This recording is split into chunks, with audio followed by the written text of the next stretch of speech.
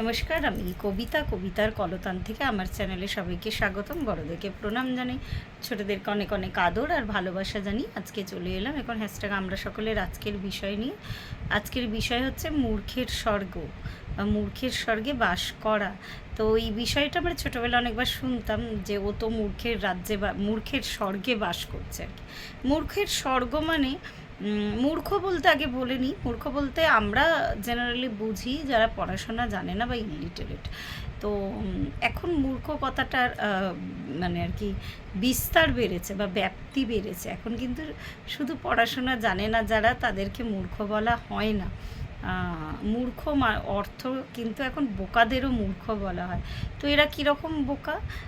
এক একজন এক এক রকম ওয়েতে মূর্খ। আমার মনে হয় যারা পড়াশোনা করার সুযোগ পাননি তাদেরকে ওই মূর্খ বলার থেকে যারা অনেকখানি পুঁথিগত বিদ্যা যাদের থেকেও যারা কিছু ভুলকে আঁকড়ে ধরে বসে আছে, তো সেরম মানুষদের আমার মনে হয় এদের উদাহরণটা মূর্খের স্বর্গেও বাস করার ক্ষেত্রে সত্যি সত্যি মানে ভীষণভাবে অ্যাপ্রোপ্রিয়েট।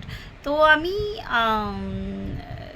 মানে একটা দুটো ছোটো এক্সাম্পল দিচ্ছি আর কি, কাউকে হার্ট করার জন্য না বা কাউকে ছোট করার জন্য না।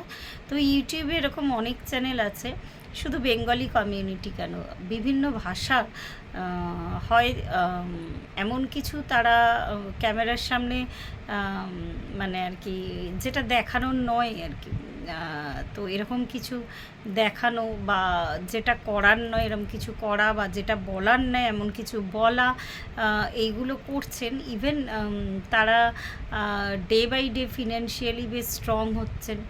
তো এরকম বিভিন্ন পন্থায় আর কি, কেউ কান্নাকাটি করছেন। আমি সেদিনই যে টপিকটা দিয়েছিলাম যে নিজের দুঃখকেও এখনও কিন্তু বেচা যায়, মানে খুব আশ্চর্য লাগে ভাবতে যে সব কিছুই বিক্রি হয় এখন। মানে আমরা তো ভাবতেও পারি না যে দুঃখটাকে বেচা যায় এইভাবে।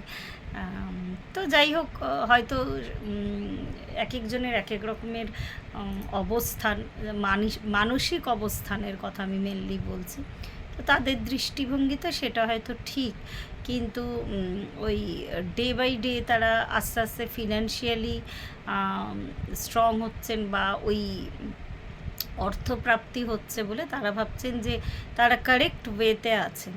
কিন্তু আমার একবারও মনে হয় যে তারা যদি নিজেকে একটিবারের জন্য যদি কোশ্চেন করে দেখতেন যে মানে ঠিকঠাক পথে তারা আছেন কি না, আমার মনে হয় উত্তর কিন্তু প্রত্যেকটি মানুষের উত্তর কিন্তু তাদের অন্তর্নিহিত মানে আর কি, তাদের মানে কোশ্চেনের মধ্যেই আনসারটা থাকে আর কি।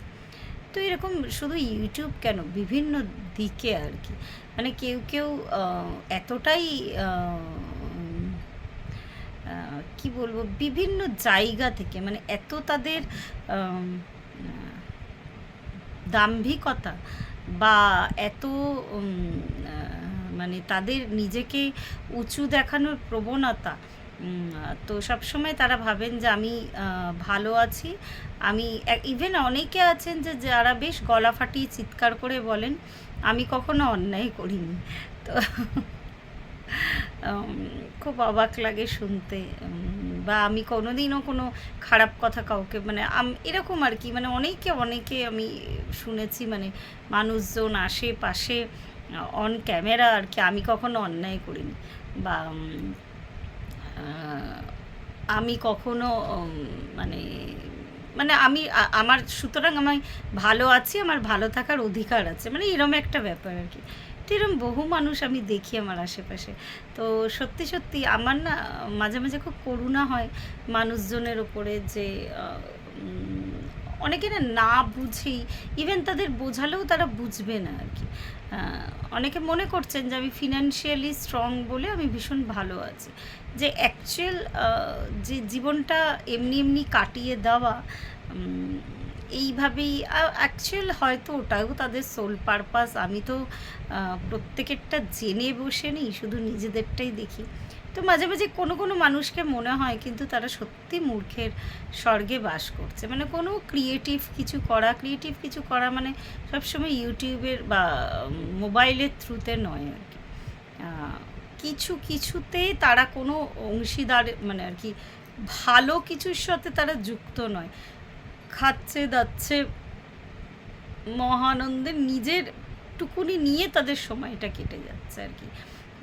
একবারও মনে করছেন না যে এই জন্মটার কারণ কি, বা এই মানে এই জন্মে আমি অন্যের জন্য কি করতে পারি। হ্যাঁ, অনেকে আবার এমনও মানুষ আছেন যারা হয়তো ডোনেশন করেন, অনেক বড় বড় অ্যামাউন্টের ডোনেশন করেন, সেটা অবশ্যই একটা গুড কজ, কিন্তু ওইটুকু করেই ক্ষান্ত আর কি।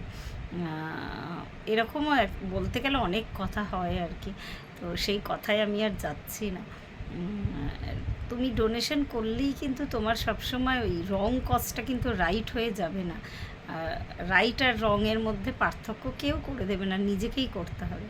তো সেরম মানুষরাও মনে করেন যে আমি তো ডোনেশন করছি, তো আমি সুতরাং আমি ব্লেসড বা আমি ভালো আছি। তো এরকম বহু খুঁটিনাটি ব্যাপার আছে আর কি। তো যত দিন যাচ্ছে, যত সময় যাচ্ছে, তত বুঝতে পারি যে মূর্খের স্বর্গে বাস করাটা কি।